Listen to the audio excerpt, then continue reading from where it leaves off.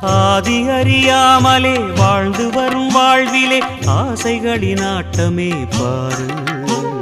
வாழ்க்கையின் சாவியும் ஆழியில் வீழ்ந்ததே வழி என்பதென்ன இனி கூறு. கைலையில் தாண்டவம் ஆடியது போதுமே பூமியில் நீ வந்து ஆடு. பூமியில் நீ வந்து ஆடு. பூமியில் நீ வந்து ஆடு.